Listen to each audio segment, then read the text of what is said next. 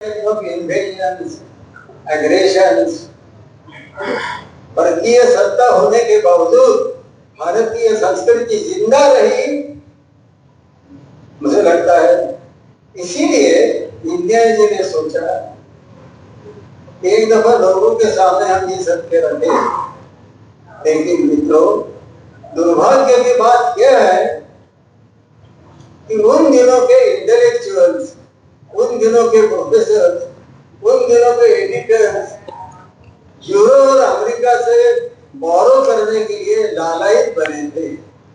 वो चाहते थे, वो कहते थे कि जो यूरोप में, जो अमेरिका में है, उसका ही अनुकरण भारत करेगा तो भारत का भला होगा। Deendayal ji was one of the few people, along with Dr. Ram Manohar Lohia, who proclaimed that we must take inspiration from India. Doctor Lohia ji ने तो एक जगह कहा है कि भारत का इंटेलेक्चुअल तेल की चक्की में आगे बांधकर परिक्रमा करने वाला एक कर्मचारी बन गया है। वो सोचता ही नहीं भारत के बारे में, वो सोचता है यूरोप के बारे में, अमेरिका के बारे में। ऐसा व्यक्ति हमें मार्गदर्शन क्या करेगा? प्लीज ध्यान में रखें, it was in 1989 that Poland witnessed the emergence of solidarity, a wonderful historical movement led by Lynch Walesa. Poland में अनुभव आया हो। नमस्कार, मेरा नाम डॉक्टर स्वदेश सिंह, मैं दिल्ली विश्वविद्यालय में पॉलिटिकल साइंस पढ़ाता हूँ।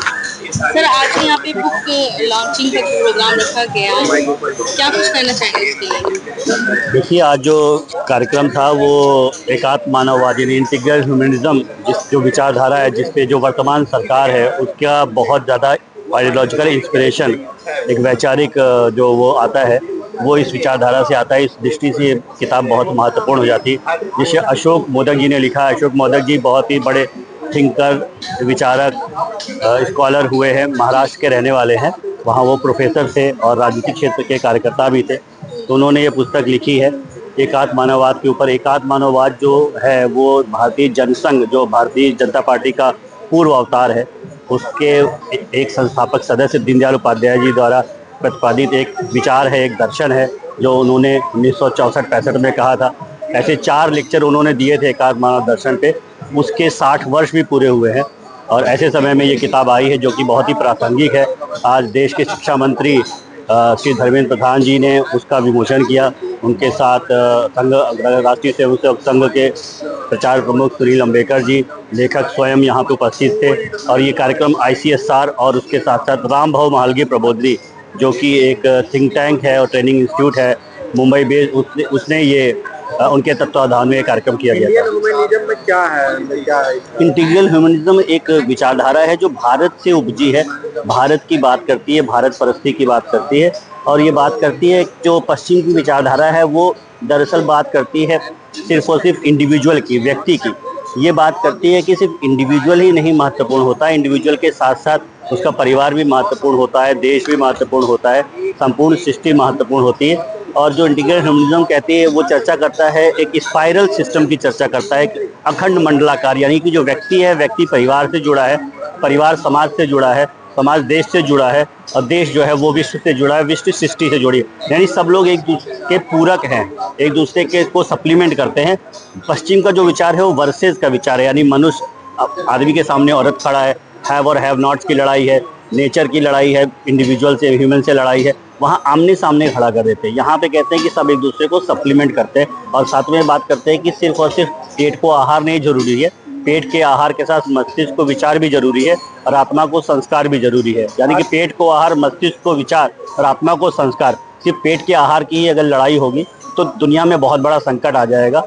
और वो आपकी जो ज़रूरतें हैं उसके लिए तो दुनिया पर्याप्त है, लेकिन आपकी लालच के लिए दुनिया पर्याप्त नहीं है। इंटीग्रल ह्यूमनिज्म पे आज के भारत में किस प्रकार से प्रहार हो रहा है? प्रहार नहीं हो रहा है। इंटीग्रल ह्यूमनिज्म के विचार पे पिछले 10 साल 11 साल जब से भारतीय जनता पार्टी की सरकार बनी है तब से उस पर बहुत सारे काम हुए हैं। इंटीग्रल ह्यूमनिज्म का एक इंटीग्रल पार्टी की अंत्योदय का विचार, यानी समाज की जो अंतिम पंक्ति में खड़ा व्यक्ति है, जो महिला है, उसके लिए कुछ काम हो पाया कि नहीं। उससे बहुत अच्छा उदाहरण दिया हमारे शिक्षा मंत्री जी ने। उन्होंने बताया कि 10 साल पहले जब वो सरकार में आए तो वो शिक्षा मंत्री नहीं तो उन्हें पेट्रोलियम विभाग मिला। पेट्रोलियम विभाग जो कि उन्होंने बताया कि एक कॉमर्शियल एक्टिविटी का विभाग है, वहाँ भी कैसे आम आदमी के लिए, आम औरत के लिए, गरीब औरत के लिए कैसे सोचा जा सकता है। तो वहाँ पे उन्होंने बताया कि उज्ज्वला स्कीम शुरू की, जिसके तहत 11 करोड़ लोगों को गैस सिलेंडर बांटे गए, जिससे उसको चूल्हा मिला, जिससे उसको जलावन मिला, जिससे उसका प्रदूषण से उसको मुक्ति मिली, उसके बच्चे को मुक्ति मिली। तो कैसे पेट्रोलियम मिनिस्ट्री में भी अंत्योदय का विचार लाया गया, ये इंटीग्रल ह्यूमनिज्म का बहुत उदाहरण है। ऐसे सरकार के अलग अलग विभागों में, अलग अलग डिपार्टमेंट्स में इंटीग्रल ह्यूमनिज्म के विचार को अलग अलग तरीके से साकार रूप दिया जा रहा है। यानी कि धर्मेंद्र प्रधान जी ने अपना विचार जो था वो पूर्णतः लागू करने का प्रयास किया, चाहे पूर्व का कार्यकाल हो, उज्ज्वला योजना के तहत, चाहे अभी का शिक्षा की नई नीति जो लाई गई इसके तहत। बिल्कुल, तो उन्होंने बताया कि कैसे जो सरकार है उसके अलग अलग विभाग है, मंत्रालय हैं, योजनाएं हैं, स्कीम्स हैं, उसमें जो इंटीग्रल ह्यूमनिज्म है, जो दीनदयाल उपाध्याय जी द्वारा प्रतिपादित विचार था, उसको साकार रूप देने की कोशिश की जा रही है। उन्होंने अलग अलग स्कीम्स बताई। सरकार अलग अलग विभागों में इस प्रकार से प्रयास कर रही है जिससे जो एकात्म मानव दर्शन का विचार है, अंत्योदय का विचार है, उसको साकार रूप दिया जाए। प्रधानमंत्री नरेंद्र मोदी के नेतृत्व में ये सारा काम पिछले 11 साल से चल रहा है। इसके ऊपर उन्होंने इस कार्यक्रम में प्रकाश डाला। धन्यवाद।